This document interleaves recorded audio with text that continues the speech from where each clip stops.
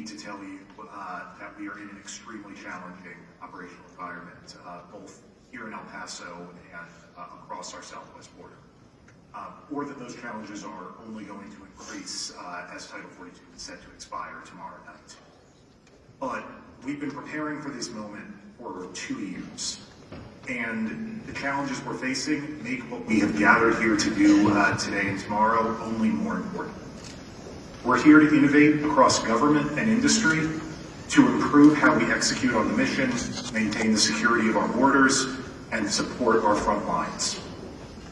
Now, I could talk about all the ways we are looking and innovating to build the border of the future, from harnessing AI to deploying new sensor technologies to improving our biometric collection. I'm looking forward to getting into much of that during the rest of the conference. But given the moment that we are in, I want to use my time today to talk about all the ways that the DHS Management Directorate and our mission support functions across the department are working to directly support our frontline agents and officers and enable our preparedness for migration surges. Our charge from Secretary Mayorkas has been clear. Get our frontline agents and officers the tools and resources they need to do their jobs, and get them out of as much processing and administrative work as possible so they spend less time on paperwork and more time out in the field keeping us safe. So to meet that charge, we've requested and secured unprecedented levels of funding for our border operations. We've stepped up our hiring efforts and surged thousands of interagency and contract personnel to take administrative work off of agents and officers' plates. We've taken steps to improve the quality of our facilities and build new joint processing centers. And we've deployed new technologies to automate processing tasks and strengthen the overall integrity of our system. So I'll start with where we always have to start in government, with budget. Our fiscal 23 budget of $101.5 billion for DHS gave us a $6.7 billion increase over 2022. This was the largest budget ever enacted in our department's history, and it included $2.7 billion for new requirements at the southwest border. But it's not enough, and we know we still need to do more. So President Biden's fiscal 24 budget goes even further. It will position DHS to hire over 1,400 additional personnel to secure the border and provide $535 million for new funds in border technology, including new capabilities to fight the trafficking of fentanyl through our ports of entry. And one of our biggest resourcing challenges in this space has been that the annual appropriations process doesn't give us the flexibility that we need to address a highly dynamic operating environment with significant changes sector to sector and month to month. So our 24 budget also proposes creating a new Southwest Border Contingency Fund of up to $4.7 billion to better allow us to respond to migration surges by providing additional resources for transportation, soft-sided facilities, grants to state and local partners, and other key tools as we hit specific encounter levels throughout the year. We look forward to working with Congress to enact the 2024 budget and fully fund our department to give our agents and officers the resources they need. And as I've said, all of these resources come down to better supporting our workforce. That starts with hiring. We know that understaffed stations and field offices lead to higher workloads and burnout. Our efforts are working. Last year, we hired 23% more Border Patrol agents than the year prior. So far this year, across the department, we've been out over 500 events looking to recruit for frontline positions, and we're taking steps department-wide to increase hiring efficiency and reduce the time it takes us to bring new hires on board. One of our hiring efforts I'm most proud of is our 30 by 23 initiative, through which we've increased the percentage of women in law enforcement new hire classes from 26% 2 years ago to 35% today. We're continuing that focus and working to ensure that all of our law enforcement officers have what they need to succeed and excel at DHS.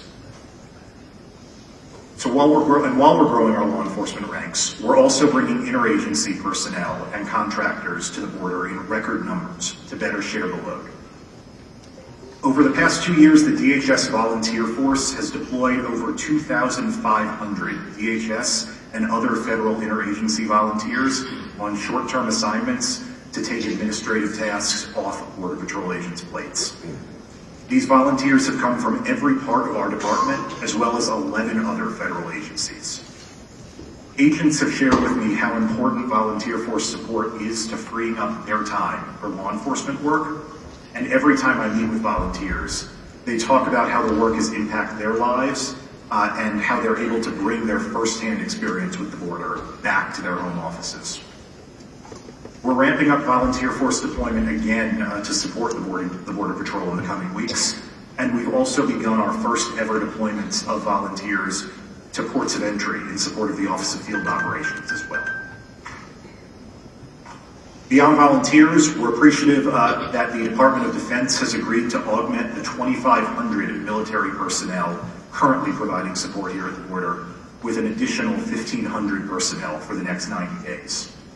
They also joined the over 1,000 law enforcement officers who have been deployed from agencies across the federal government to assist our workforce. And finally, we've stepped up our use of contract personnel across the board, including through new data entry processing, border and armed security guard contracts, that have brought on approximately 2,000 people to date to take on tasks that would otherwise be done by our agents and officers.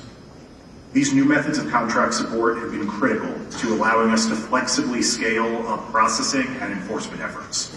So to our industry partners who have helped make that possible, thank you. We're also working to ensure that all of our employees are reporting to high-quality facilities. We've worked with Congress to identify a new source of funds to improve our facilities in months, not years. This year, we'll execute at least 25 projects across the country to improve employee morale through targeted facilities improvements. We're working with GSA and local partners to renovate and modernize our land ports of entry across the border.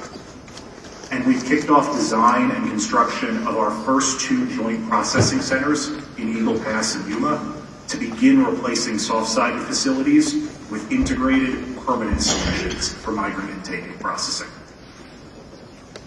And finally, to my second job, we are deploying innovative technologies to automate processing, break down silos between agencies, enhance our situational awareness, and strengthen overall system integrity. It's really fitting that the Expo is in El Paso this year because this city has been the hub for innovations that have spread across the board. 2 years ago, the Enforcement and Removal Operations Field Office Director here had the idea that cases could be handed off from Border Patrol to ERO for custody transfers electronically, rather than waiting for an officer to come pick up paperwork, reducing errors and rework and cutting down on unnecessary time in custody. That vision became ICE's case acceptance system, which we've now deployed border-wide and is a critical tool that we're relying on to help ERO accept and process higher numbers of expedited removal cases than ever before over the coming weeks. And here in El Paso, Border Patrol first started digitally signing and reviewing their paperwork just 2 years ago. This process, also now standard across the southwest border, cuts 12 minutes off the time it takes to process every single case. That's added up to over 117,000 hours of agent time saved and counting. This work also became the foundation for our fully electronic A-files, along with critical work in digital records management from U.S. Citizenship and Immigration Services. The first electronic A-files were issued at the Paso del Norte Port of Entry, again right here in El Paso, and the efficiencies they provide are enabling OFO to process larger numbers of appointments through the CBP-1 app and provide safe alternatives to non-citizens from crossing in between the ports of entry.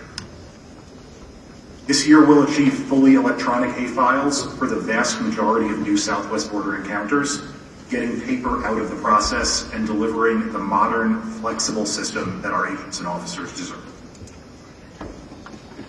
All of this work in budget, personnel, facilities, procurement, IT, and all the areas I don't have time to discuss today add up to better enabling us to maintain the security of our border, respond to migration surges, and keep our frontline agents and officers focused on their critical security missions. We know we're in a challenging period, but we are committed to building on these long-standing efforts to support our workforce and deliver on the mission. To our industry partners here today, to make this work successful, we are relying on you to continue to provide innovative solutions. We need your creativity and capabilities to better deliver for our agents and officers. I look forward to engaging with you over the next 2 days, as I know my colleagues here from across the department do as well, to discuss how you can help. Thank you for being here.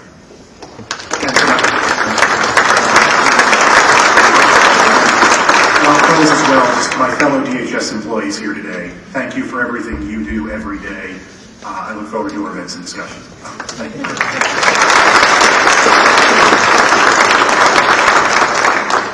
Thank you so much, Mr. Hyson. Thank you so much for coming. All right, we're on to our final guest speaker this morning, and before we begin the panel sessions, and it's truly an honor for me to introduce this next individual. He is a personal friend and a mentor of mine. I had the pleasure of working with him in the latter part of my career in the Border Patrol, and really all I can say about that is that I wish I had met him sooner. He has honorably served this country for over 3 decades. He has held almost every position that you could hold in the Border Patrol and CBP, for that matter.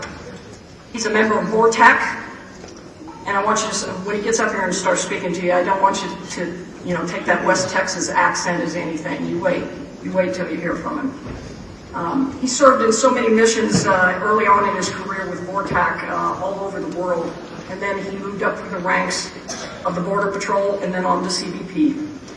He is a true servant leader who supports the frontline men and women in every decision that he makes. It is my true honor and privilege to introduce to you U.S. Customs and Border Protection Acting Deputy Commissioner Kari Huffman.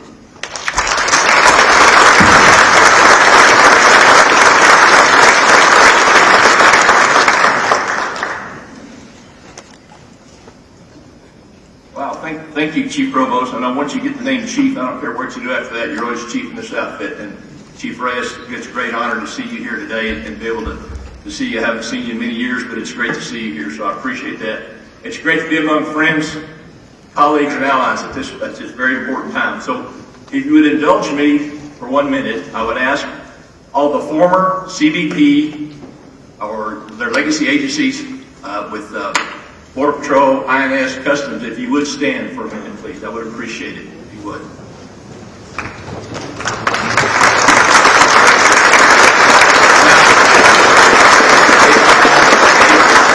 Indulge me a little bit further. If you would raise your right hand and repeat after me. I need to swear y'all in because we're a little short-handed right now, as you might have noticed.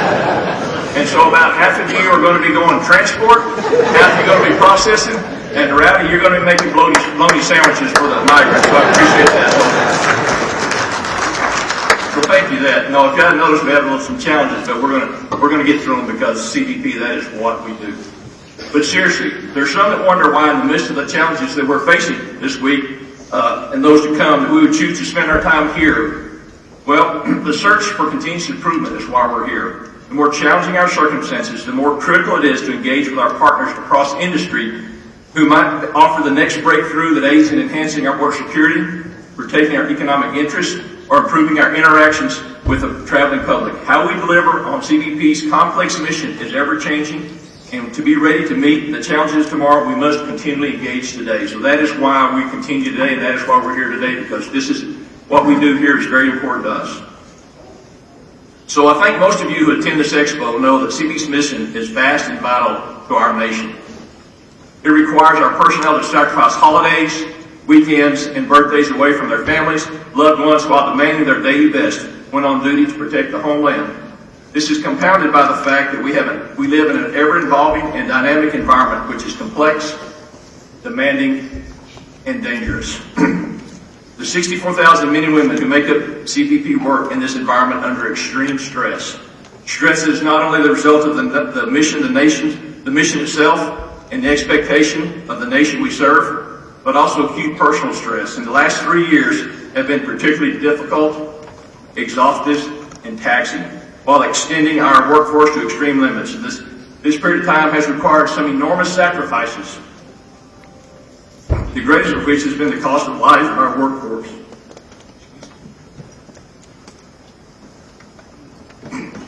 In the last 3 years, we've had 64 line-of-duty deaths, 55 of which were attributed to COVID. And tragically, we lost another 36 employees who died by suicide.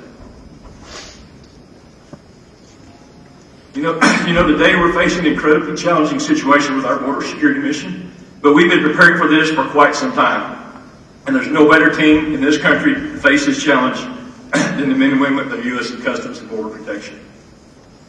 I want to express my deepest thanks to the incredible men and women of CBP for the last years and a half. I've traveled across this nation and overseas visiting our dedicated workforce, and I can say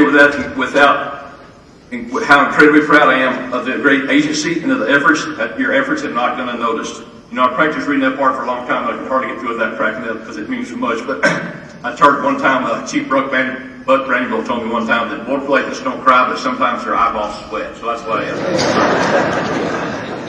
But we have made a great personal sacrifice to keep this country strong, and it cannot go unrecognized. Across the country, our CBP workforce has provided an integral law enforcement support to the local authorities for protecting and serving the communities they actually live in. Our folks rise to the challenges with amazing capability, tenacity, and integrity every day.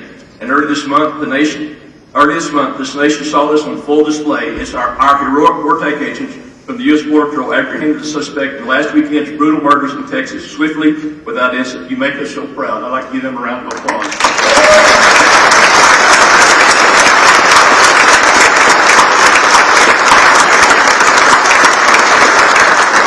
CBP has the broadest and most powerful authorities of any law enforcement agency in the United States. It is the nation's largest law enforcement agency, and by my own personal biases, the premier law enforcement agency. With 64,000 dedicated and talented men and women, CBP has a presence in all 50 states and Puerto Rico, Guam, Saipan, and the U.S. Virgin Islands. We also operate globally with personnel in 50 countries around the world. We have more than 49,000 uniformed armed personnel, and we actually are looking to hire more. So if you see anybody looking, we're looking for you. So send them our way. CBP operates in 328 ports of entry, and our Office of Field Operation include more than 25,000 CBP officers and 2,600 agricultural specialists. This is a tremendous undertaking. In FY22, CBP officers processed nearly 317 million travelers at air, land, and sea ports of entry, including 96 million travelers at airports. You know, while international travel arrivals is still less than it was in 2019, the numbers are beginning to come back as we rebound from the effects of the COVID pandemic. On any given day, CBP processes 900,000 travelers, more than 90,000 truck, rail, and sea containers, and more than 9.2 billion in imported products. Between our ports of entry, CBP relies on more than 19,000 Border Patrol agents assigned to 129 Border Patrol stations and 35 permanent checkpoints. I am so proud of these dedicated men and women. In just one day in January, for example, in San Diego sector, intercepted $4 million in dangerous narcotics in 3 separate seizures. They prevented 250 pounds of fentanyl pills, 33 pounds of cocaine, nearly 10 pounds of heroin from reaching our communities. That was just one day in one sector on the southwest border in January. They do tremendous work. Although many of CBP's efforts and resources last year were directed towards the processing and temporary care of a large and diverse populations of migrants, CBP has not lost sight of our national security and counterterrorism responsibilities. For example, Border Patrol agents are also on the front lines aggressively targeting and disrupting human smuggling operations. Transnational criminal organizations employ human smugglers to take advantage and profit from vulnerable migrants, peddling the misinformation. Misinformation is the polite word of saying lies, so I guess I'll use the misinformation term. But from lying to people and profiting from their desperation. CBP continually analyzes and responds to changes in patterns, particularly irregular migrations outside of the legal pathways and border crossings, and we work with our federal and international partners to combat human smuggling and illegal entries. The border now is more dynamic than it has ever been. It can change, the traditional entry patterns can change almost overnight. We've seen that happen in the last 2 years. The use of social media and the direction of things, it has changed how we have to. We have to be much more nimble, much more reactive, and much more responsive in order to keep up with what's those changes that we see. Meanwhile, our personnel for CBP's air and marine operations are deployed in 75 locations. MOHs fly about 100,000 hours and float nearly 40,000 hours each year, leading to seizures of hundreds of illegal weapons, cars, vessels, aircraft, more than 500,000 pounds of narcotics, and hundreds of $1 million in illicit currency. Ammo agents also arrest and apprehend more than 100,000 individuals attempting to enter the country illegally each year, and they rescue hundreds of people in life-threatening situations. Like OFO and Border Patrol, ammo faces challenges associated with increased irregular migration. For example, ammo saw a 372% increase in maritime apprehensions from FY21 to FY22 in the Southeast region. That's a huge number. It's also important to note, and a troubling note, we're seeing an uptick in violence across AMO's Southeast region, which is extremely concerning. Last year we lost one AMO agent to death, was shot and killed, and others severely wounded in an incident on the water. We've had a couple others since then where several events, but we came out on top of those. So there's an uptick in violence, very concerning. We have to keep an eye on that. We got to understand what's going on in that world. We're doing everything we can to get ahead of that violence. As with CBP's other operational units, Border Patrol, Office of Field Operations, Air and Marine, our Office of Trade balances critical trade enforcement capabilities while simultaneously facilitating the movement of legitimate trade and travel cargo. This responsibility is vital for our nation's economic prosperity. I recently had the privilege to lead the U.S. trade delegation to South Korea for U.S. Korea's Customs Week last week, where I saw firsthand how CBP interacts with our partners around the world, interdict illegal trade and cargo while simultaneously facilitating the world's economic engine, building prosperity across the world. Now, the headline on that, I want to sink that a little bit, was that a Border Patrol agent led the U.S. trade delegation to South Korea. If you know our organization, that was kind of an unusual place for me to be, but I was proud to be there, and I was really proud to understand the key component, how vital that is to this country, the work that our Office of Trade does. So I will not have a talk where I don't mention the great work that they do and their responsibility to, how responsible to keeping this country safe and secure. For example, in FY22, we conducted more than 20,000 seizures of goods valued at more than $2.9 billion that violated intellectual property rights. The scope and importance of CBP's role in protecting the economic security of the United States cannot be understated. Collecting $11.9 billion in duties, taxes, and fees in FY22, CBP remains the second largest collector of revenue in the federal government. Let me repeat that. $111.9 billion with $1 billion that CBP collected and put in the Treasury. That's huge. We're the agency during COVID that did not shut down. We're the one that, when everybody shut down, this is the agency that kept the economic engine of this country running during that time frame. So it's a very vital mission. CBP is also instrumental in fighting against forced labor, which is prevalent in many areas of the world. And it's in this fight that CBP is able to project our values of freedom around the world. It is often the CBP employee that provides the forced labor workforce their only hope of a better life when we stringently fight against proliferation of these goods and the exploitation of their labor. I want to give our trade office a round of applause.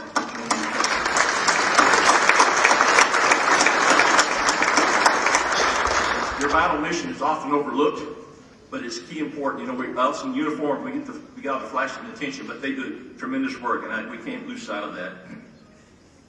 So currently, approximately 23,000 agents and officers work along the southwest border. Given the intense pressures we face in the region, Congress has provided CBP with funding for another 300 Border Patrol agents in the FY23 budget, the first such increase since 2011. These additional hires are vital as CBP experiences elevated levels of illegal border crossings since 2019. In FY22, along the southwest border, the U.S. Border Patrol encountered more than 2.3 million people. These include more than 480,000 individuals presenting themselves as family units and nearly 100,000 unaccompanied children. Now, I think I'm the only one still on the job that was here in 1986 when what we thought was the all-time record of 1.6 million, but we're way past that now. But I used to have bragging rights until about 2 years ago. Since I've lost all those, I guess I'm still on the job. I count some of that maybe. I don't know. So CBP quickly responded by deploying additional non-uniform support personnel, expanding capacity, improving conditions at the border processing facilities, investing in virtual and mobile processing technologies, and strengthening and coordinating with partner agencies and organizations. Getting agents back to the front line is unquestionably important for security, but it's also invaluable to saving lives. Smuggling organizations will not hesitate to abandon people in remote and dangerous areas leading to a dramatic rise in the number of rescues. Nearly 6,000 already this year. In FY22, CBP conducted nearly 22,500 rescues nationwide, which is a 69% increase higher than the total number of rescues in all of 2021. So, let me briefly address the expiration of Title 42 tomorrow. Once Title 42 is no longer in place, we will process families of single adults who arrive at the border without proper documentation using DHS's long-standing Title 8 authorities. These authorities include barring individuals who are removed from reentry for 5 years, placing individuals in expedited removal, which allows DHS to quickly repatriate individuals who do not have a legal basis to be here, referring for prosecution non-citizens who evade apprehensions, repeat offenders, and those engaged in smuggling efforts. The bottom line is this: Title 42 or not, those unable to establish a legal basis to enter or remain in the country will be processed for removal. So there's a big question. So what? What's different? How's that going to help? Those are the laws that we have out there right now, and they work out. There's a few things that are happening differently that will start on May the 12th. That's important. I think there's announcements coming out early, but we're going to, things we've done ourselves to make it better. We're going to, to the maximum extent possible, we're going to do an expedited ERs for single adults. We're going to do as many as we can while they're still in CBP custody. They have publishing the rule, I believe, today that raises the bar for credible fear claims. And that's a challenge. I mean, that's one of the things that we've been facing is people make these credible, they're kind of exploiting the asylum process. So we're going to raise the bar on that, which basically says if you have left your home country, passed through a couple other countries, and did not try to make an asylum claim there, you're going to be, it's called a rebuttable presumption. You're going to be presumed to not qualify unless you have extraordinary circumstances to overcome that piece. So that's one tool that we'll use to help do that. We're going to run the process very quickly while they're in CBP custody for removal. Also, Mexico has agreed to take back countries that don't normally take their people, but that refuse to take their own citizens back. It would be Cuba, Haiti, Nicaragua, and Venezuela. Those three things are going to be, for the first time in our history, we're going to be allowed to remove, i.e. deport people from the United States who are not Mexicans back to Mexico within those groups. That's one of the things that's different that we're doing now that's very important for us to understand, and it's a tool that we will have. No doubt it's still going to be extremely chaotic, extremely challenging, and it's going to tax our workforce to the to the max again. But we're going to stand there and we're going to take care of it. We're going to take care of business. It's not going to be easy, but we will get it done.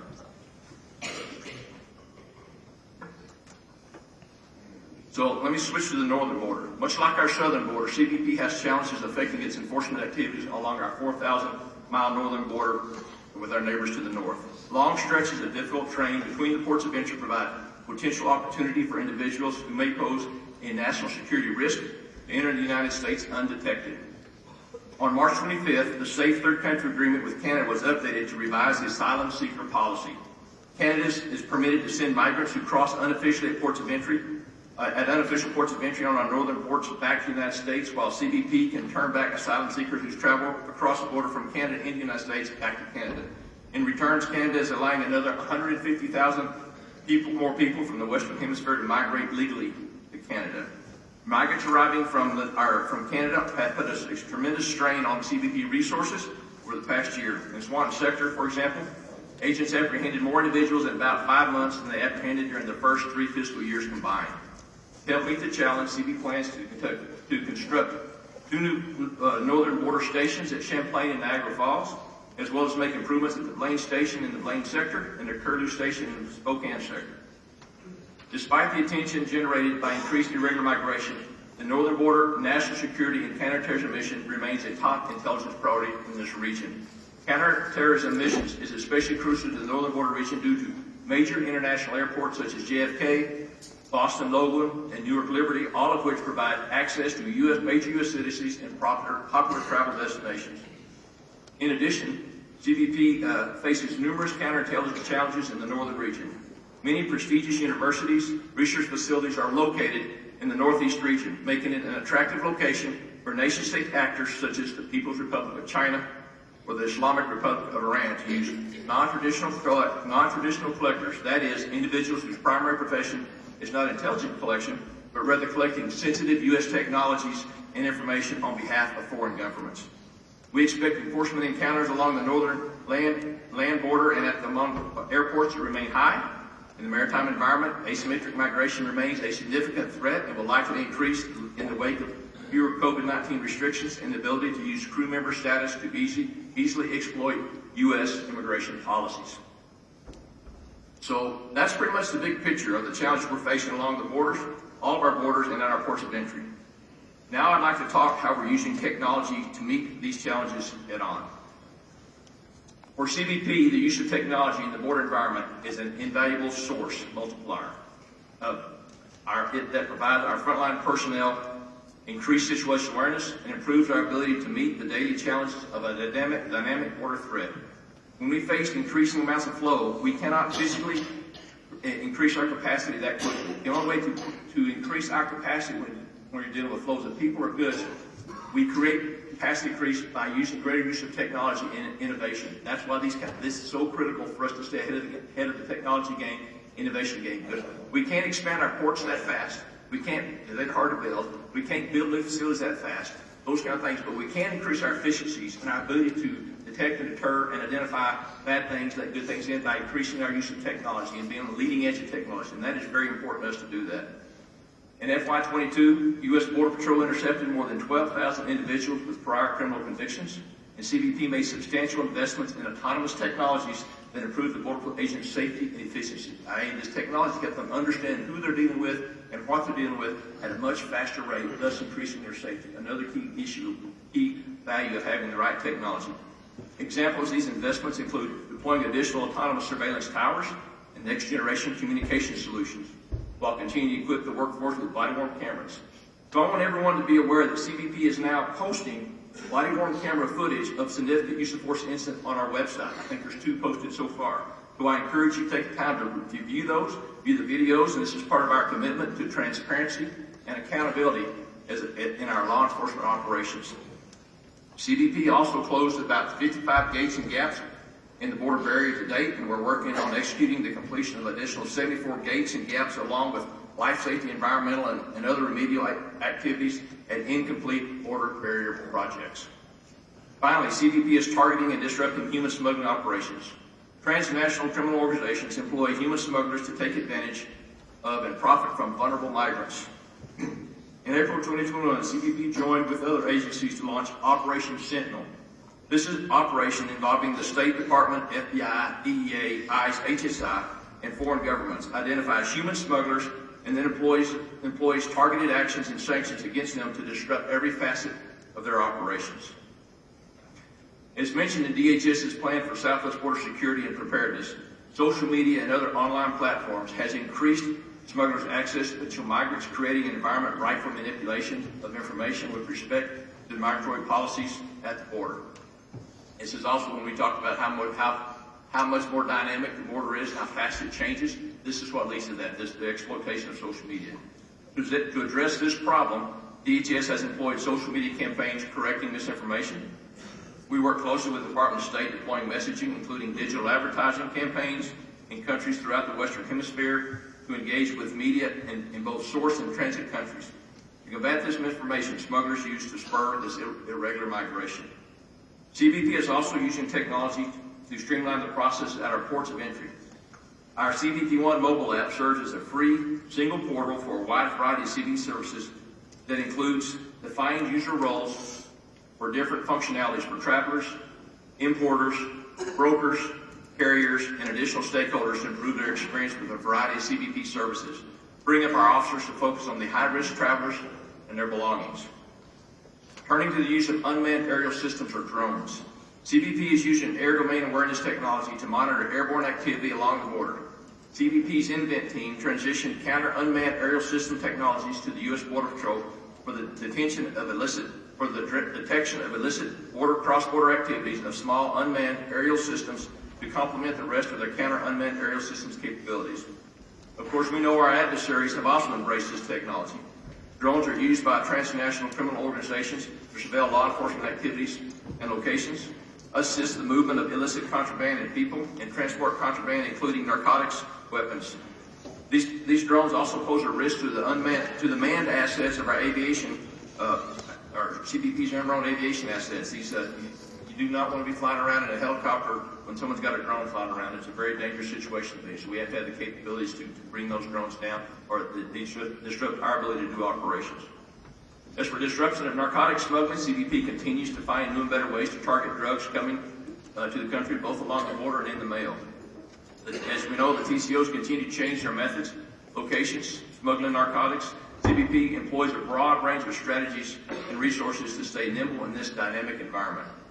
This includes the deployment of highly trained canine units and new non-intrusive technology at our ports of entry.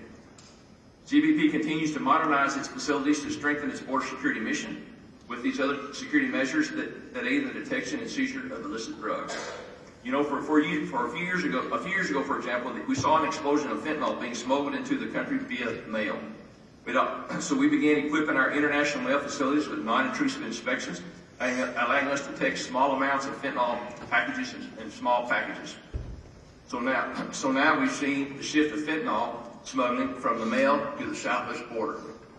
Most recently, CBP, in partnership with other agencies, we've increased our investment in personnel and technology and other resources at the ports of entry along the southwest border to detect and seize fentanyl, as announced by DHS. While overall drug seizures along the border have actually decreased in the past few years, CBP seizures of fentanyl has increased 31% from FY21 to FY22, and then CBP's seizures for FY23 of fentanyl are already surpassed the total of FY22 seizures. But what we just seized so far this year has far exceeded what we seized in all of last year, and all of last year was a record from the record year before and the year before. Fentanyl is a very serious crisis in this country that needs our utmost attention at all levels of government. CBP has always pursued a strategy of pushing the borders outward, disrupting narcotic smuggling activities long before they can reach our communities. That's key to the success of having fentanyl, tracking their precursors as they leave their source countries and working with our foreign partners to interdict the precursors prior to them getting to a lab or production place somewhere in Mexico. In addition to that, we are also currently conducting a couple of operations, Operation Blue Lotus and the Four Horsemen, which combined together just in the past few weeks have already seized over 5,200 pounds of fentanyl just in the past few weeks. So Air and Marine Operations is also on our front lines executing its own complex missions. And like our other operational units, AMO is keeping abreast the best technology has to offer. For example, AMO is procuring a new H-125 aircraft as well as the H-860 Lima rotary wing aircraft reconfigured from Army medevac usage to serve the CBP's mission needs. Last fall, AMO awarded a contract for up to 6 multi-role enforcement aircraft for a land interdiction configuration. This new aircraft will have significantly improved our land detection radar capabilities, enabling AMO to better search, detect, identify, and track land-based items of interest along our borders. AMO also continues to invest in systems designed to increase domain awareness, developing a collaborative relationship with DHS Science and Technology Division, CB Infant Team, and other law enforcement partners. Through AMO's domain awareness security operation, AMO is deploying and testing detection and tracking technology on autonomous towers, unmanned vessels, aircraft, identifying new sensor capabilities, and using artificial intelligence and machine learning to close the existing awareness gaps. Like OFO, Border Patrol, and Air Marine, CBP's Office of Trade continues to invest and innovate tools and partnerships to enhance our ability to protect not only our border security, but our economic security as well. Central to this effort is the Automated Commercial Environment, or ACE, which is used to process all cargo imported in the United States, providing the government official with better automated tools and information. The adoption of ACE has completely transformed the way this country processes trade. It has resulted in efficiencies with the U.S. government, the trade community. Furthermore, we're continuing to improve ACE. For example, in FY22, CBP fully implemented the truck manifest modernization capability of ACE. This new capability allows for better integration between ACE applications, streamlining the processing of primary and secondary truck crossings at land ports of entry. Today, more than 99% of the 45 to 50,000 trucks the CBP encounters are cleared within 30 seconds. Looking ahead to how we can use technology to improve ACE even further, we're seeking approval for the funding of ACE 2.0, the next generation that will ultimately replace the existing ACE platform. ACE 2.0 will be interoperable with legacy and future systems, including blockchain and other distributed ledger technologies. So industry will not be forced into one technology, and businesses will be able to choose how they exchange data with CBP. So I think I have painted a pretty compelling picture of the hard work and relentless focus in securing our nation, and one focuses on our tremendous accomplishments as well as the many challenges we face. Every arrest, every seizure, every interception supports our mission of ensuring national and economic security. CBP remains ever vigilant, laser focused on supporting our frontline personnel and deploying the resources, technology, and assets they need to respond rapidly to the changing conditions and environments along the southwest border. So I want to close up by once again talking about how proud I am about the tremendous work the CBP workforce does, and the risks they take on behalf of this country, and the work they do is just phenomenal to watch what they do and how they do it. And I couldn't be more proud to be part of that, associated with them. So with that, I'm going to close out and look forward to the discussion this week as we talk about how we can better interact with industry, how industry can help support our mission needs, and help us get going further to accomplish this very challenging mission. So thank you very much.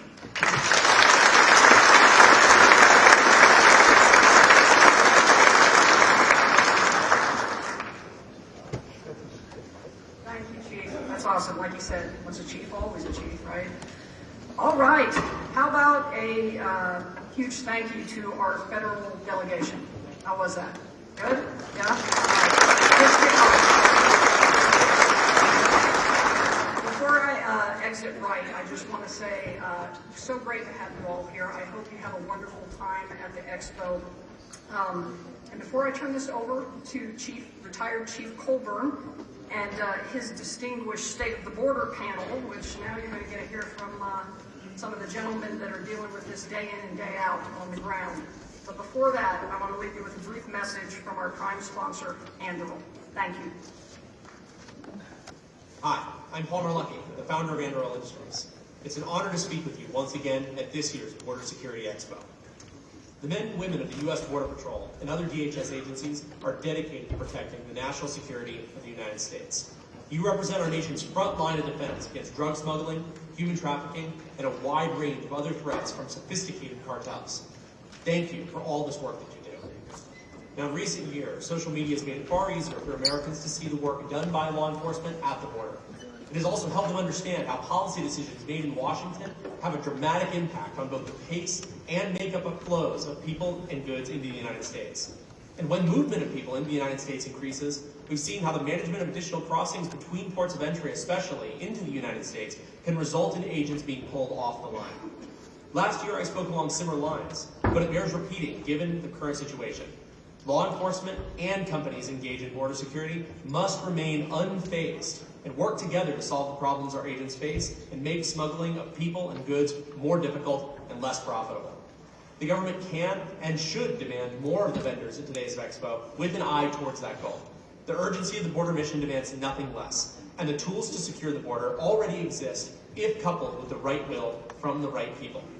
Some tech may not be scalable or suited for border mission, but there's plenty that is, and it can help them not only make the jobs of our agents easier and safer, but also make them far more effective. We may never fully stop every possible method of smuggling, but we can certainly increase the cost of operating these dangerous, highly nimble, and well-funded businesses past their breaking point. When crime doesn't pay, we get a lot fewer criminals. A large contingent of my team will be attending many of the Expo events, including the Border Patrol Foundation's Southwest Soiree. So please, come see us and tell us what we should be doing for you. Anduril is always eager to hear ideas from all of you about how we can better focus our technology and help Border Patrol in its mission.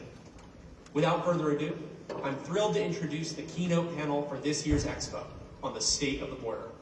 Please join me in welcoming U.S. Border Patrol Chief Raul Ortiz, Rio Grande Valley Chief Patrol Agent Gloria Chavez, and CBP El Paso Director of Field Operations, Hector Mancha.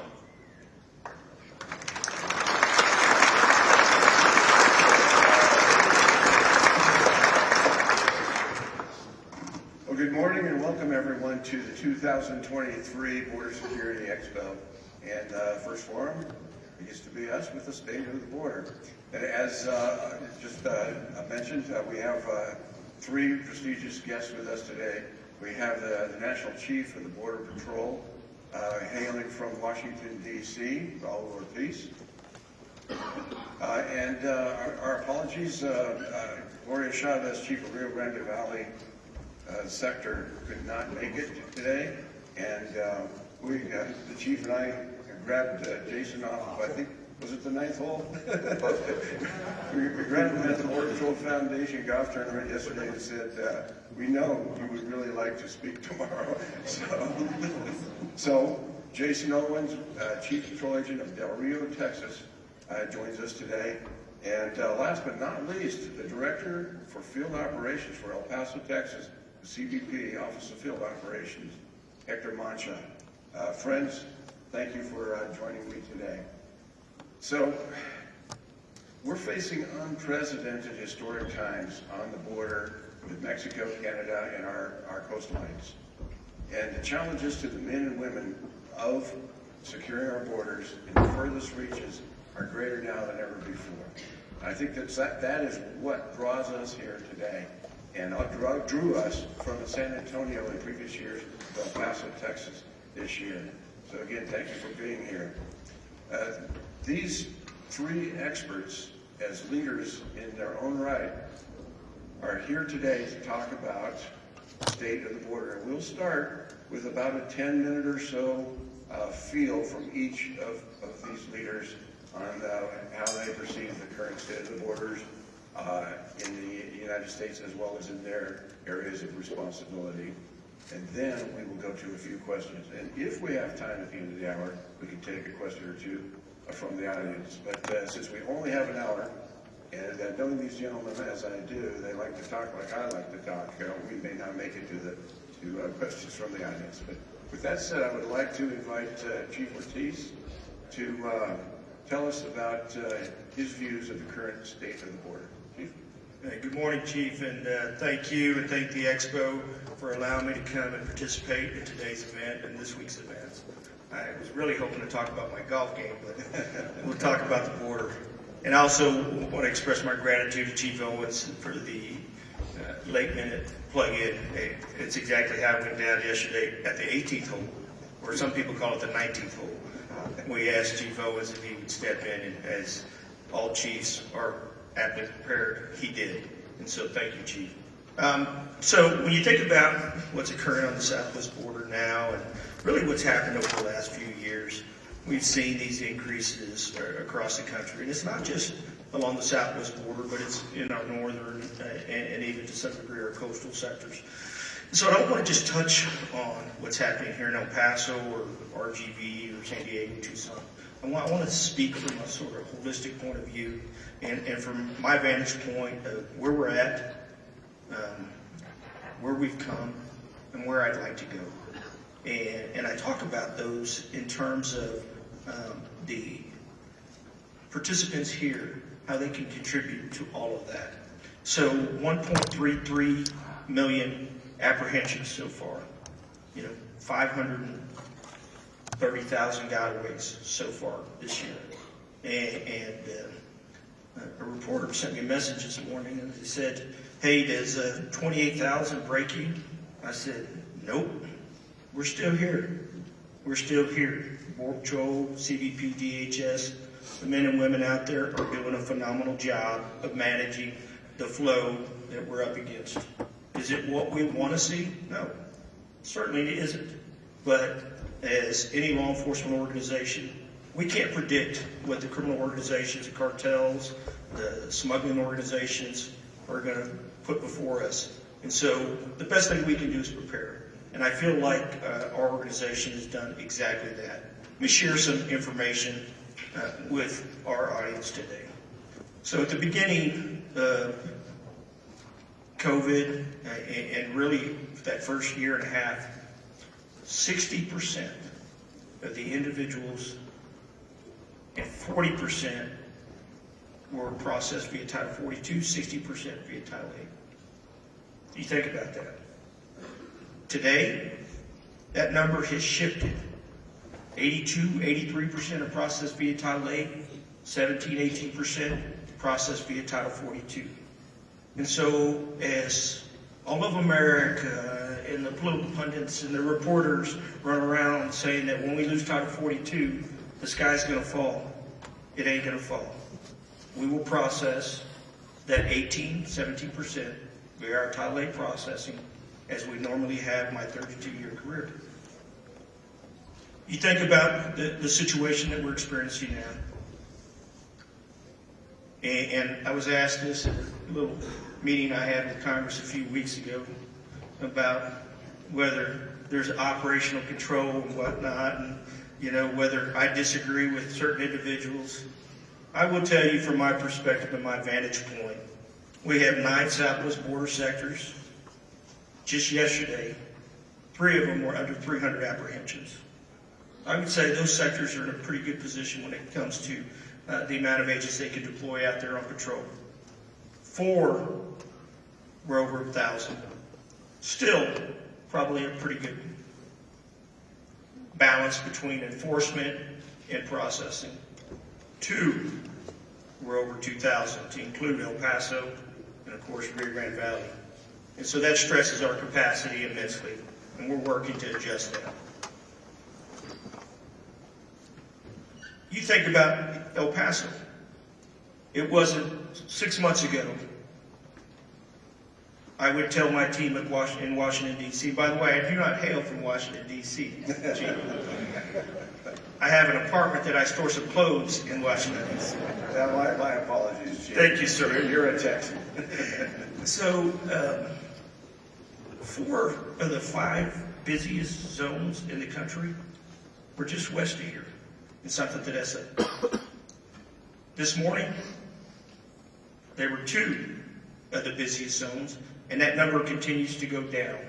And we did that with investment in technology, making some operational adjustments, and making some infrastructure adjustments. And all of that happens because of the folks that are participating in this Border Expo. So from me to y'all, thank you for that. You think about the population that we're dealing with. I see in the audience there's a lot of retirees, and some, like Chief Huffman, have been doing this for 50 years. Our audience members that we encountered when I first started were primarily from Mexico and Central America. When you think of Central America, Honduras, Guatemala, El Salvador. When you think of other than Mexican nationals, you don't think in that same vein anymore. So 30% of the populations that we've encountered so far this year are from Mexico. 70% are from other than Mexican countries. And then you take it one step further, quite a few of them are from outside the Western Hemisphere, but what we've seen is some significant increases from South America, Venezuela, Nicaragua, Ecuador, Peru, and so on. And so we think about how do we address the crisis, challenge, whatever you want to call it this day and age. You have to have some things. We have to have persistent surveillance. We have to have wraparound services in our facilities. We have to get badges back to the border. By the way, my team was able to get 830 badges back to the border using contractors and vendors and those wraparound services that Border Patrol agents were having to fill prior to this. You have to separate the mission. You have a border security mission and you have a humanitarian mission. And they sometimes collide, but as a leader of the Border Patrol and my fellow chiefs, we want to try and figure out how to manage those equally. And then you have to evolve as an organization. I was in Las Vegas on Thursday talking to our retired Fraternal Order of Retired Border Patrol Officers. And they were challenging me on some of my decisions. And I said, listen, we will make changes to recruit the best and finest America has to offer. But to do that, we can't do it the same way we did it in 1980, 1990. Doesn't mean we change our standard. It just means we look at opportunities across the country. My team has deployed recruiters in Missouri, Tennessee, Utah, places that we have traditionally not recruited from. Diversity. We want to become one of the most diverse federal law enforcement organizations in the outfit. I had 2 SES sector chiefs on the southwest border that are women. I continue, and the entire team continues to stress the importance of making the Border Patrol representative of our communities. We've got to build capacity. A month and a half ago, my team came up to me and said, "Hey, Chief, just so you know, we have less than 19,000 Border Patrol agents." And that's not something I'm proud of. I never wanted to get to that point. But we as an organization can't own that. And we're tied to our relationship with our appropriators and authorizers, White House. I think all of us have to continue to invest in our greatest resource, which are people. And then how do you separate the politics from the mission? Boy, when they talk about landfills or landmines, they're the same, by the way. That's the thing that has really become a significant challenge for us. I used to be able to pick up my DPS partner and say, "Hey, we're going to do this." Well, now when I pick up that phone and they say, "Yeah, Chief, I think that's a great idea," but they have to check with 1 or 2 other people. That shouldn't be the case. Cops should be able to talk to cops to fix cop problems. And that's where I want to get to. Now, how has the Border Patrol changed? And we have. We're getting ready by the end of the year to have brand new uniforms. They're going to be green, but they're going to be made of the best material. And we're going to ensure that our agents, we listen to our workforce. And we made those adjustments so it fits them from a comfort perspective, but also helps protect them. Our chief of the academy dropped our attrition from over 30% to 9.1%, thanks to Chief Owens, who was the chief at the academy, and as he transitioned his plan to the current chief, we were able to make those significant improvements in our training curriculum. We do things electronically that I've never even imagined. I pulled up to a checkpoint the other day in Comstock, Texas, Chief, and a young agent's sitting on a primary, and he's got his mobile device attached to his phone. He goes, "Hey, Chief, check this out. I've got this TAC device, and I can see where everybody is and where every sensor is." And he goes, "Have you heard of this?" I said, "Yeah, I have." And he goes, "But no, let me show you, Chief." I said, "All right, you show me." And he was so excited that we were able to put that kind of technology in his hand. We have support canines. We've got 5 of them. And Chief Huffman has spearheaded our wellness. I wear 2 bracelets. One is for a line of duty death, and the other one is for a suicide that occurred. Somebody that was very close to me. And support canines have already made a huge investment. We had 2 agents involved in a serious accident the other day in Kingsville, Texas. I went to see them on Sunday afternoon, and our support canine chaplain was sitting there and laying next to the 6-year-old daughter of Chris. And as I talked to the other agent, who was in, both of them are still in ICU, by the way, I asked her, I said, "Do you get everything you need?" She looks at me and she goes, "You know, sir, we've only been in the Border Patrol a year. And when they told us that we were going to Kingsville, I had no idea where Kingsville was because we were coming from Florida." She goes, "I'll never leave Kingsville," because of the support she gets from our canine programs. Our goal is to get 20. If we can get the other 15 to pass the polygraph, we'll be able to have those on station. But I also want to deploy state-of-the-art technology, and that's where the rubber meets the road. You know, we've made some investments in license plate readers, detection technology, body-worn cameras, our processing enterprise. Here's where I want to go. I challenge industry, I challenge our partners, our stakeholders. I want my checkpoints to be state-of-the-art. I want our processing facilities to be run like Chick-fil-A's. I want crisis management to be our preparedness plans and not our everyday manual for operations. And then I want our intelligence enterprise to be second to none. As I say to many of my team members, I do not want another Del Rio Haitian crisis on my watch. And so, one, thank you, Chief, for allowing us to participate, and we look forward to your questions. Chief? Let's defer to Director Mancha to go up next and talk a little bit about the challenges at the ports of entry and certainly here in El Paso. Thank you, Chief.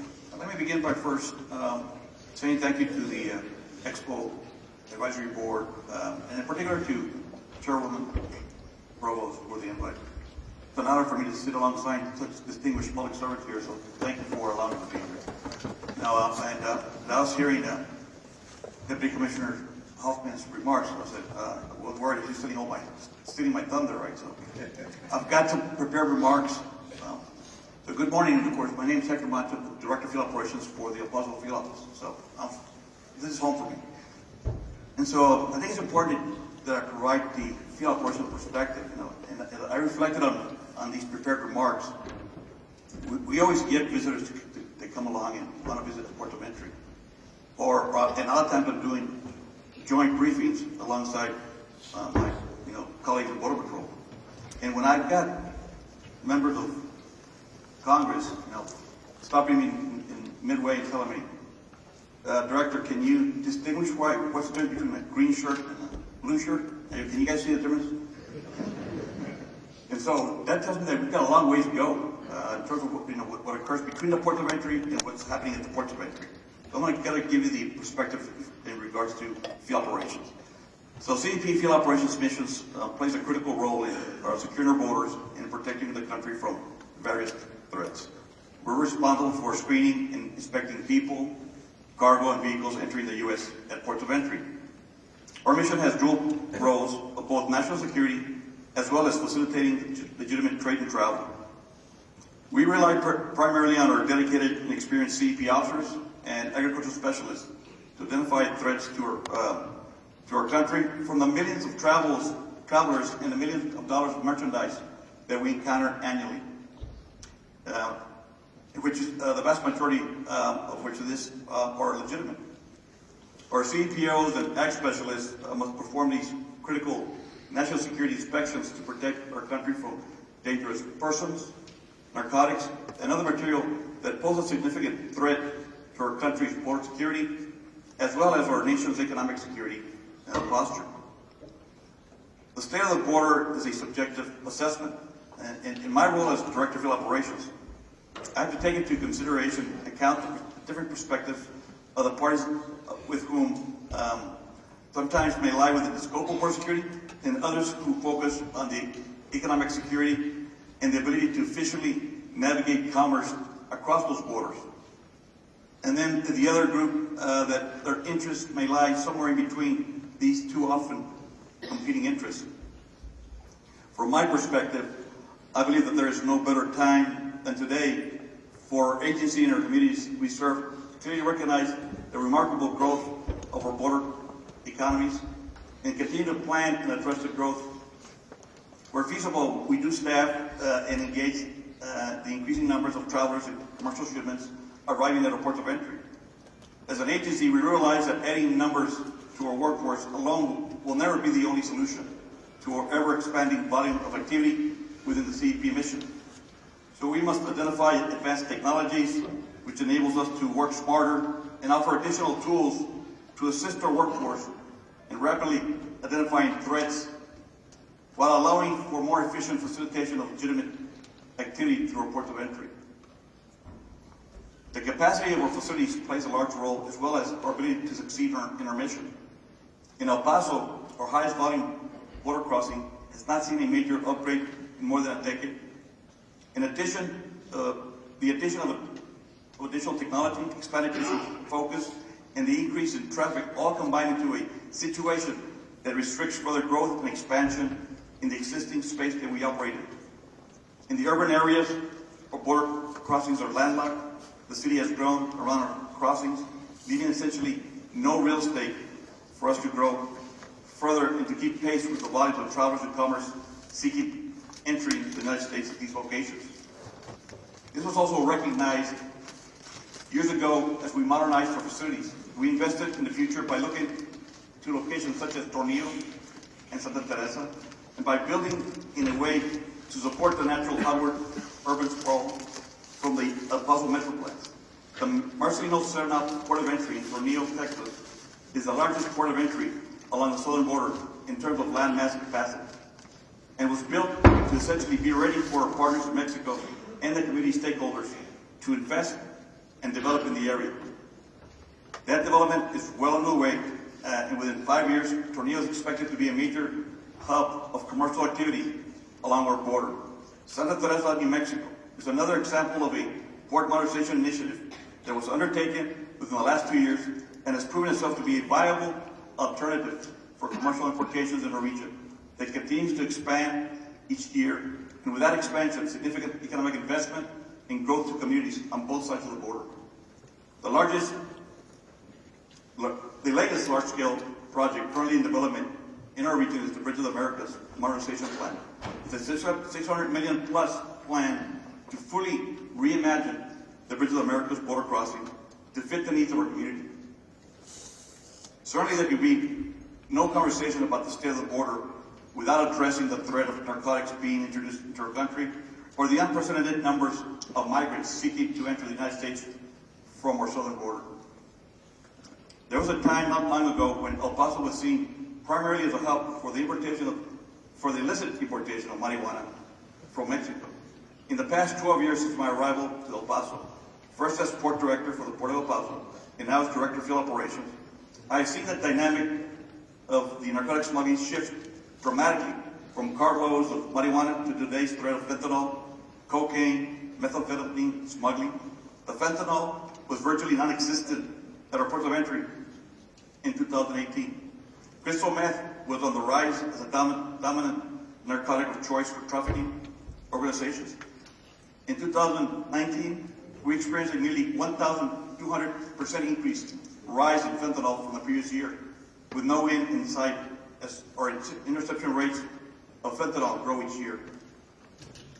The technology we introduced is intended to assist our workforce in better and more rapid at identifying narcotics being smuggled in vehicles and by persons through our ports of entry. Our goal is to deter and to intercept smuggling activity, and the better the technology, the better the job we can do in deterring and intercepting while facilitating the vast majority of the legitimate travelers and merchandise. This is an example on how our technology is capable of supporting the dual role mission I spoke of. With respect to border security, each component within CEP plays a role according to their mission, responsibilities, and each work closely with one another to support one another and partner as needed when the mission requires such partnership. By law, neither persons nor merchandise are allowed to arrive to the United States in between ports of entry, and enforcing that is the mission of the United States Border Patrol. The reality in recent years is that a large number of migrants and a large amount of narcotics do arrive between the ports of entry, and U.S. Border Patrol must expend a great deal of resources to manage those interactions that should be coming through and intercepted at ports of entry. So what can we expect in the coming days? Like many other COVID-era public health measures, the CDC's temporary Title 42 public health order will also come to an end. But lifting the Title 42 order does not mean the border is open. When the Title 42 order lifts at 11:59 p.m., they tell me it's Easter, on May 11th, the United States will return to using Title 8 immigration authorities to expeditiously process and remove individuals who arrive at the U.S. border unlawfully. The transition back to full Title 8 processing for all non-citizens encountered at the border will become effective immediately. So what does this mean? Title 8 immigration authorities means any non-citizen who crosses between the ports of entry or who presents at a port of entry without appropriate documentation and who does not have a legal basis to remain in the United States will be processed for expedited removal or removal proceedings before an immigration judge. Title 8 carries stiff consequences for unlawful entry including at least a 5-year ban on admission, potential criminal prosecutions for repeat violators, and ineligibility for certain parole processes. Keep in mind, border security mission remains our #1 priority. The orderly and safe processing of all arriving persons or personnel in the surrounding communities is paramount. Border management is a shared responsibility. CEP continues to work closely with stakeholders and our international partners to ensure orderly and safe access to our BOEs. So on May 12th, this is what, Friday, CEP will process all non-citizens under Title 8 authorities, including processing non-citizens determined to be inadmissible to the United States for an appropriate immigration enforcement action. We are prepared to officially process any non-citizen who arrives at our BOEs under existing laws, policies, and regulations. Processing dispositions for non-citizens without documents sufficient for lawful admission will be determined on a case-by-case. The return to processing under Title 8 is expected to reduce the number of repeated border crossings over time, which increase significantly under Title 42. Individuals who cross into the United States at the southwest border without authorization or having used a lawful pathway and without having scheduled a time to arrive at a port of entry would be presumed ineligible for asylum, absent an applicable exception.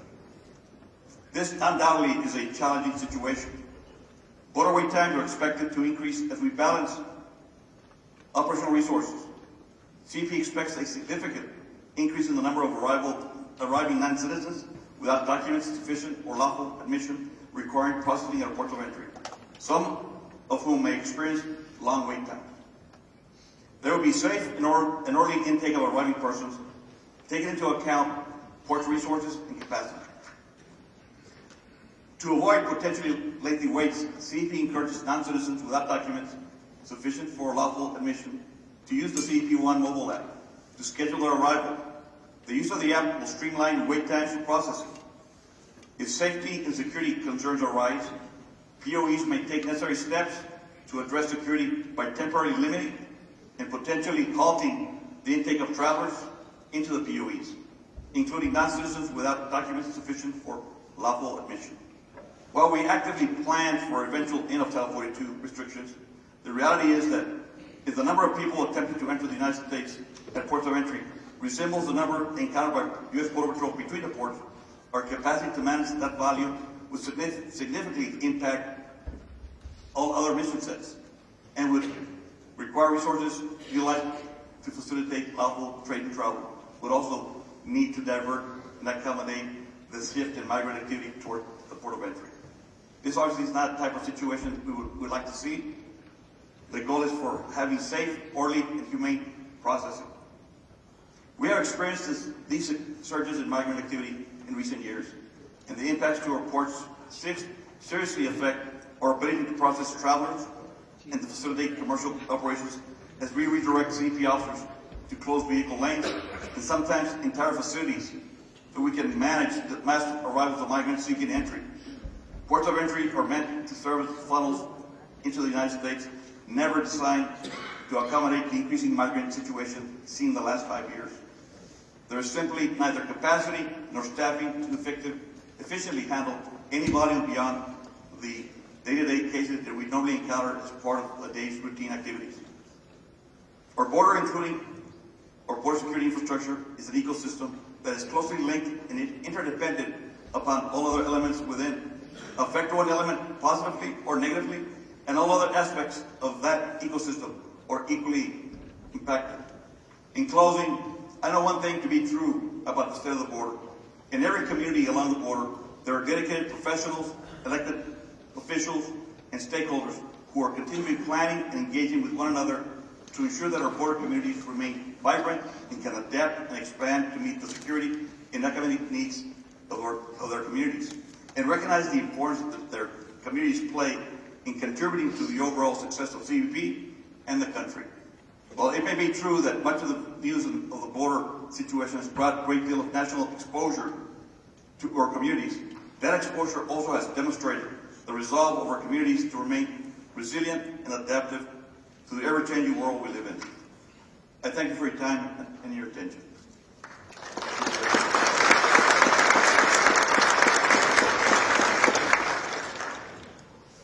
Chief Owens, what's the situation down at Del Rio? It's calm. Nothing going on. So, I'm looking right here in front, and I see my wife Cassie, and I see my father Greg. My family's here with me, and that's pretty indicative. That's typical of an event like this. And as I expand out further, I realize it's not the only family that's here today. There are so many of us that are currently serving or have served in the past. I see the Scudders hiding out there. I see Chief Patello. I saw Renard. I saw B3. I saw B. Miller. I see Rowdy Adams. Chief Provost was back there. And I see Chief Motley, who somehow avoided being up here with us today. And it's got to idea how you do that. And I am reminded of what it takes to do this job that we're called upon to do. And I think if you talk to any of us throughout our careers, we have gone through adversity time and time again. And this is no different. And many of them will tell you, just like I will, if you know one Border Patrol sector, if you've been to one Border Patrol sector, then you know one Border Patrol sector. They're so very different, no matter where you go. The dynamic is different, the environment is different, the adversary can be different, but the Border Patrol's not. We are one Border Patrol that faces these challenges together. And I bring up the family aspect because just like coming to events like this and getting a chance to catch up with people that I care about tremendously is food for my soul, it also fortifies us in the face of any of these challenges. No matter what it is that we've gone through, we have gone through together. We have gotten through this not because of the actions of one person, one station, one sector, but because of the family that we are. And I think for those of you that are in orbit around the United States Border Patrol and may not know that, that's the secret sauce. That's what is important to know when you look at us and whenever you talk to us. It is a family. Many of you know that just a couple years, or actually over the past couple years, the Del Rio sector went through some very difficult things. We had the Haitian migration incident. We had all that came with that, with the Horse Patrol. We had the Uvalde shootings that our men and women responded to. We had 480,000 apprehensions in one small sector along the southwest border that was almost double the previous fiscal year, and that previous fiscal year was more than the 9 previous fiscal years combined. It was challenging, and that's the numbers that most people know about. But what they don't know about, 3,000 rescues in that same year. 3,000 men and women owe their lives to the United States Border Patrol agents. 256 died. Those are 256 people that my men and women were not able to save. I want you to think about the toll that takes on an individual who answered a call, put on this uniform, and say, I want to be part of something big. I want to be part of this green family because I want to help those that are in need. I want to keep this country safe. My men and women were the ones that were pulling bodies from the river, doing CPR on the boats. In many cases, they were children. They were women. They were the ones going out into the desert, and they were rescuing people that were abandoned by smugglers. Sometimes not successful. Finding them locked inside of tractor trailers, locked inside of train cars. Is this a humanitarian crisis? Yes. But if you talk to those same Border Patrol agents, they will never waver from our mission is border security. Everything we do is in the name of keeping bad things and bad people from coming into this country and doing it as people in our way of life. They will always step up and do this humanitarian mission. They will always risk their lives to save somebody who's in danger. That's who they are. As a matter of fact, Chief Ortiz, just 2 weeks ago, we awarded 3 new NASDAQ awards and a Purple Cross for some of the agents' actions in the Robb Elementary shooting. But in addition to that, some 200 commendations, achievement medals, for other heroic actions where agents put their lives on the line in the course of doing their job, taking dangerous narcotics off the street, violent criminals off the street that would otherwise have gotten into this community. That mission has never stopped, and it never will. reported on much. What you hear about is the influx of migrants coming across for a host of different reasons. But always in the background, at the forefront of our thoughts, in our mind, is this border security mission and the job that is still being done by our men and women, no matter what sector you go to.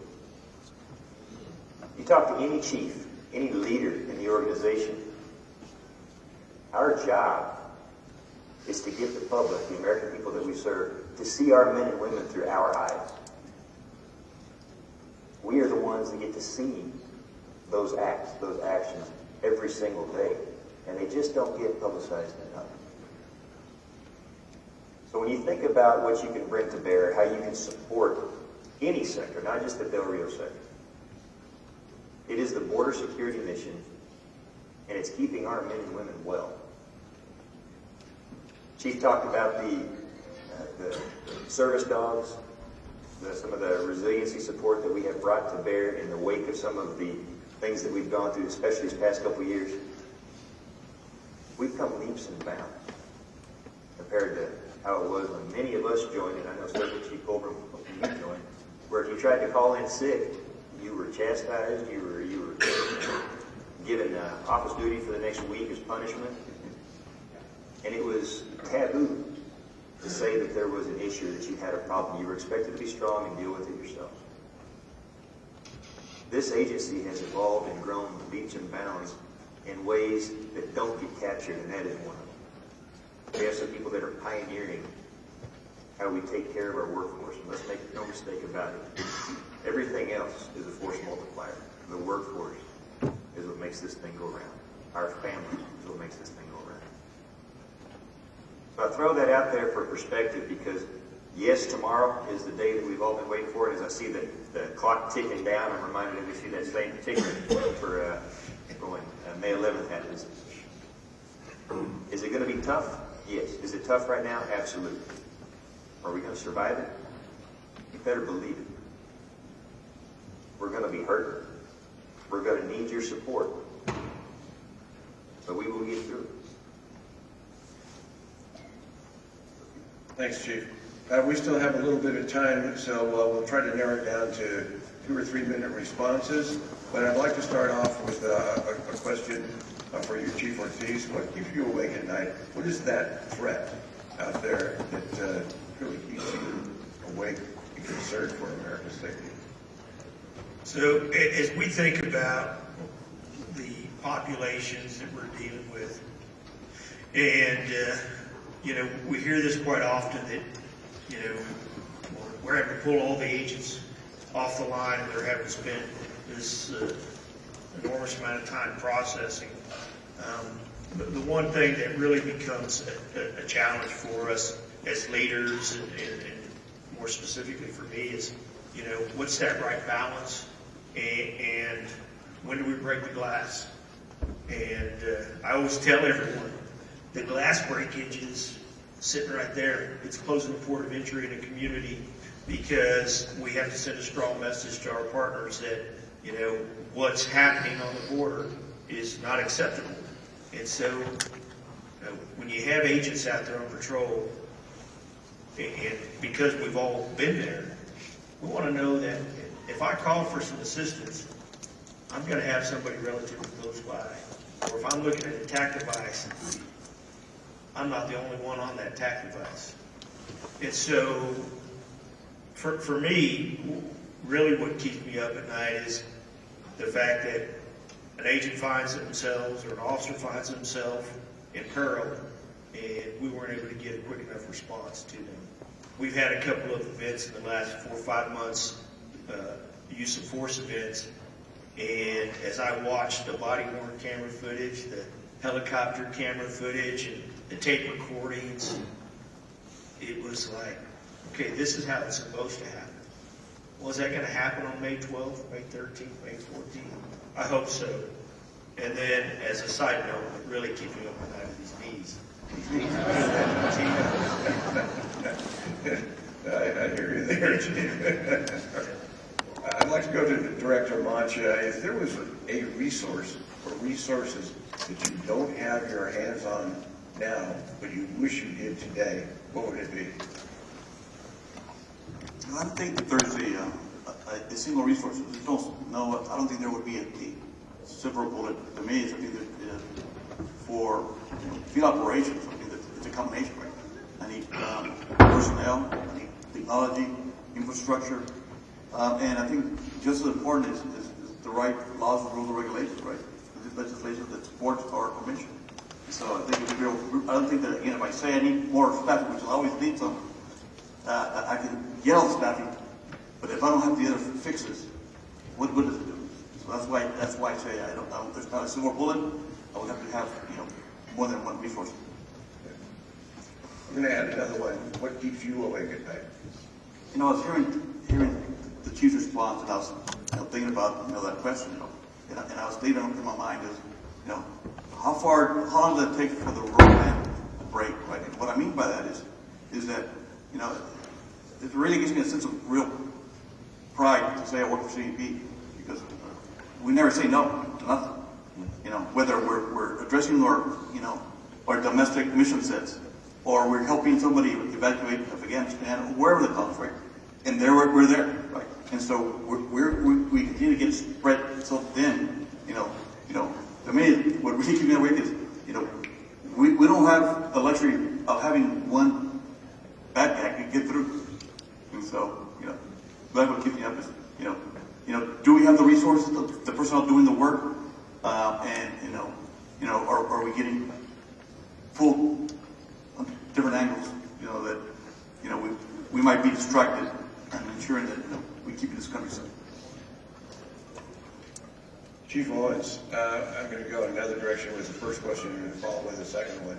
But we have a very diverse and eclectic audience here today. It's government partners, and it's industry, and non-governmental organizations with interest in border security.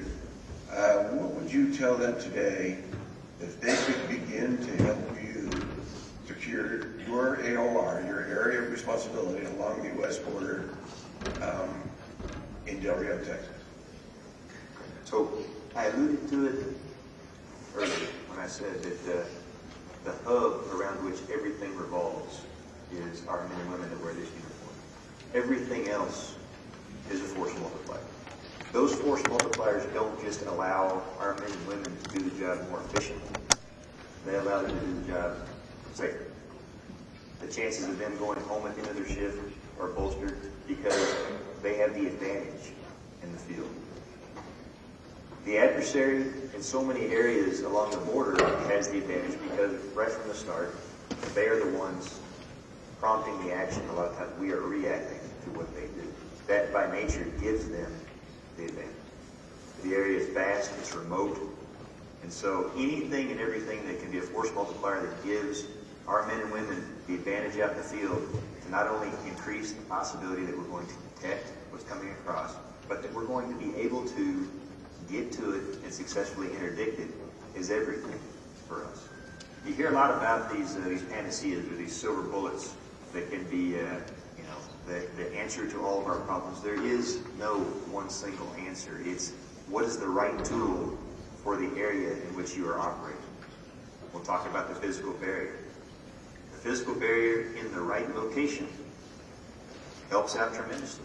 In others, not so much. In other areas, particularly in the Del Rio sector, it may be more beneficial for us to be able to have roads to be able to respond along the border.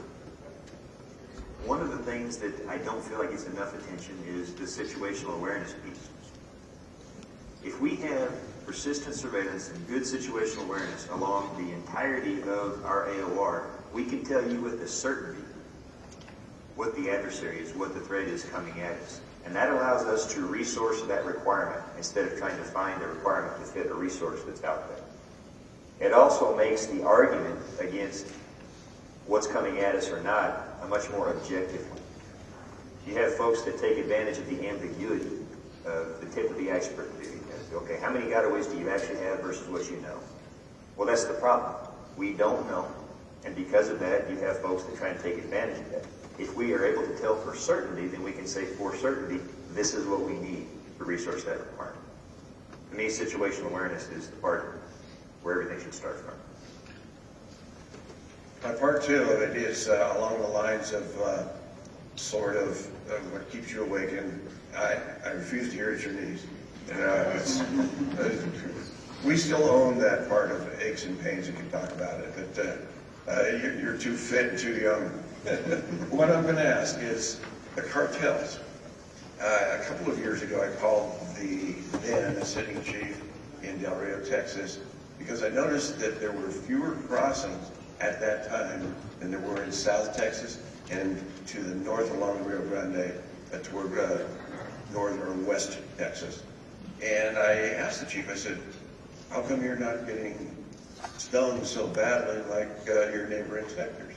He said, Chief, it's the cartels. They still are the gatekeepers and the plaza controllers, and they pick when it comes. It could change any day, and I know since then it did. So when it comes to keeping you awake at night, what role do the cartels play in their, whether it's fentanyl or whether it's human trafficking, but their tentacles are feeding into the United States? That's a great question. So let's level set so that everybody's on the same sheet of music. The cartels are our adversaries, not the migrants, not the people that are being tracked. The people that we are facing off against every single day in this border security mission are the cartels and the smuggling organizations that are responsible for whatever the flow may be. In times past, we saw the different organizations stick to one particular product, if you will, where they were just doing human smuggling, or they were doing narcotic smuggling, or maybe they were doing special interest aliens and migrants. What we've seen now is a blend. We've seen them start to silo their operations into a much more fractured network that enables them to, when one part is taken down, they isolate themselves from everybody else, making it much more difficult to apprehend. You have a smuggling cell that's responsible for a certain area of the pipeline coming across the border, going to a stash house, driving from the stash house to their destination point, and they'll work for whoever, whether it be narcotics, whether it be for human smuggling. In the Del Rio sector alone, to give you an idea of the adversary that we're up against, it's estimated by our intelligence folks that the weekly revenue from human smuggling, just human smuggling, is in excess of $32 million per week in one sector of 9 along the southwest border. That's how well resourced our adversary is. You couple that with the fact that they do not care about anything except making that money. They don't care how many migrants die. They don't care how dangerous it is to the communities on both sides of the border. Make no mistake about it, the communities in Mexico are locked in this battle with us along the border. And they certainly don't care what happens to our men and women that are out there to stop them. Everything that comes across the border between the ports of entry is at the behest of that adversary, the cartels, the smuggling organizations. And so you do see some areas where there won't be as much migrant flow, but it could be because they're reserving that area for narcotic deployments. When you see that happen, there's a reason. Nothing happens for chance along the border coming across illicitly. It's all at the hands of the cartels. Thank you. Chief Ortiz, you and I have had conversations in recent months and weeks about legacy. And it certainly crossed my mind years ago in preparation for retirement is when you walk away, of course, you want the machine to continue to run smoothly, to grow and expand and to improve. And without divulging anything that is close hold in front of industry, but is on your mind when it comes to what you see as what would be your legacy. And I know I've talked about it with various chiefs here today too, off and on over the last months and years, is what is it that you would like to see when you do one day likely walk away? Are you trying to get me to say something, Chief? or it exit right away into the sunset. Yeah, right. So when you think about legacy, I mentioned that I was in Vegas speaking to our Fraternal Order of Retired War Patrol officers, and there were several retired chiefs, national chiefs there. And I sometimes get a little nervous amongst retired chiefs because I feel like they've sat in that chair and they can probably judge me a little harshly or not. And as I went up and spoke to them, they, both of them said, Chief, you're doing a phenomenal job. It was never like that when we were there, and I can't imagine the pressures that you're dealing with. And that put me at ease just a little bit, and I shared some things with them. But when you think about legacy, you know, legacy isn't about me. It isn't about my leadership team. It's about, you know, what we're handing off to this next generation. So that's a legacy. Are they still going to have the same esprit de corps? Are they still going to have the same sense of honor? I mean, next year, here in El Paso, we're going to celebrate our little birthday celebration. 100 years. Man, to me, that is awesome.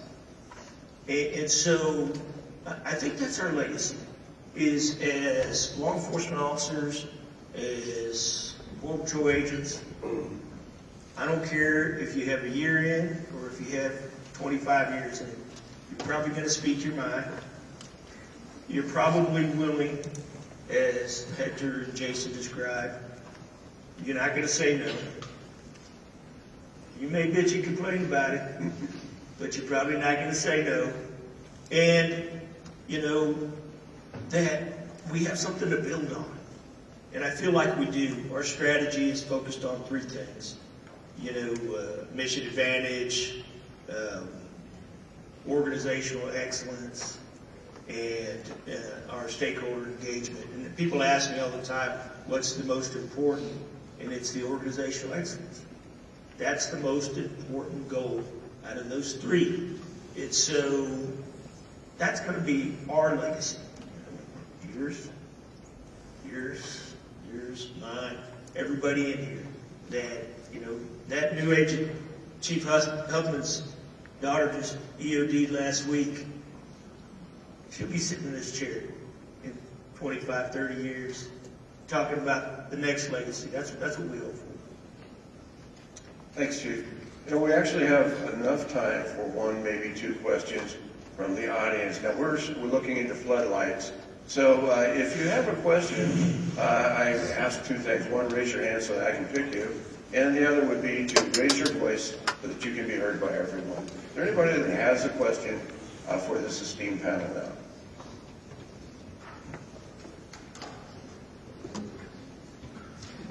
Did they answer all your questions? I'm going to ask Director Mancha then one last thing. Knowing that we are approaching an historical moment and challenges, and that everybody is dealing with logistics of that, how do you feel El Paso is going to do in consideration of the 1,000 miles of river boundary to the Gulf, from El Paso to the Gulf of Mexico on the Texas border? How do you feel you will be impacted in comparison to the others? Good question there, Chief.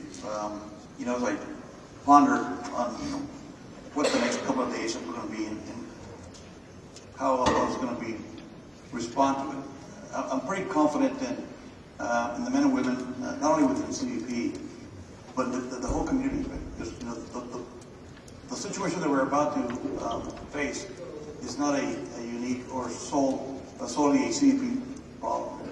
It's a binational issue. It's a issue that we've got to address as a collective group, the communities, and being here the time that I've been in this region, I've seen the cooperative spirit among not only the law enforcement agencies, but the international community, the trade stakeholders. You know, in fact, I had a trade meeting yesterday with some of the stakeholders, kind of give them a little bit of what to expect in the coming days. And I always, kind of say this, keenly, but I mean it in terms of whenever there is a situation, I hate to call it a crisis, and I've got to move some of our resources to help my brothers and sisters in Ukraine, which lead to reducing lanes or even shutting down operations, commercial passenger operations. Who are my loudest voices? Who are I tell them, who is my megaphone? It's the community, it's the trade stakeholders, because they have significant impacts when that happens, right? When those shipments aren't crossing, and there's significant economic, consequences for those ships that are crossing, these are the stakeholders that their livelihood starts being impacted. And so when those stakeholders start making phone calls to the mayor, to the county judge, congresswoman, to the secretary, to the commissioner, to our chief, I think it really hones the attention on what the real situation is at the border. And we put the right energy and emphasis to ensure that we're able to successfully deal with the problem. So I'm very confident that we'll deal with whatever it is. Thank you very much. As we wrap up this session, I realize that there will be a networking break following on, but I would like to actually comment myself as well. With what is coming up, it's not as though these gentlemen haven't been to this rodeo before, to call it that, if one looks over the last decade to decade and a half. I remember a phrase during Operation Jumpstart, which was 2006 to 2008, so I guess you might say my generation, my era, we adopted the phrase, badges back to the border. That's the challenge that both Office of Field Operations and the U.S. Border Patrol, but also ICE, detention removals, enforcement removals, and ICE Homeland Security investigations, the U.S. Coast Guard, the Secret Service, the various agencies within the Department of Homeland Security that, as a team, will be challenged in the coming months. As Chief Ortiz mentioned, it is already a record-breaking year, and we're only into the second quarter. So we're finishing the second quarter. So knowing that, I would like to say this is the challenge to industry today, is what can you do to help these organizational leaders put the badges back to the border, rather than to borrow from one of the agents at a processing center, rather than mixing formula and changing diapers. Put the badges back to the border. With that said, that's the challenge to you. It would have to be a 1-minute question because we're out of time almost. Just Bob Fountain from Airbus. Just a quick question. I think I'm going to direct it particularly on Chief Owens. Can you hear me okay? Yes, sir. We talked about technology being a force multiplier. Give me quick thoughts on bad technology versus good technology, bad experiences, good experiences with technology. I'll tell you the best example. So, real quickly, I'll hand it off there. So, the Border Patrol is a mobile force, and we have seen over the decades that our threat has shifted places along the border. Technology that is not mobile is not nearly as useful as technology that is of any type, because that allows us to lift and shift and adapt to the threat in a more agile manner, and that denies our adversary the ability to take advantage of us being static. Beat that. Well, I can't add too much to that. And when I hear about good and bad technology, I think every technology is good. What I encounter is sometimes the time it takes to acquire the technology, right? The process itself, by the time we get that technology, is it sort of outdated already? And so I think that we've got to figure out a way to be able to procure the technology more timely so that we're able to take full advantage, because technology is evolving so rapidly that by the time we receive something, it's already all technology. We already look at how do we replace this? So that would be my comment. Great. I would say just adding less expensive technology. I will tell you, in AI, I'm so excited. I never thought that would come out of my mouth outside of just describing Washington, D.C., but artificial intelligence and how we leverage that in our workspace is, I think, where we're going to go And so I'm really looking forward to hitting some of the vendor booths out there and having this conversation with industry, because I do think, and we're on the cusp of some really neat things. So thank you, Chief. Perfect way to end this session. Thank you, everybody, for participating. Thank you, gentlemen.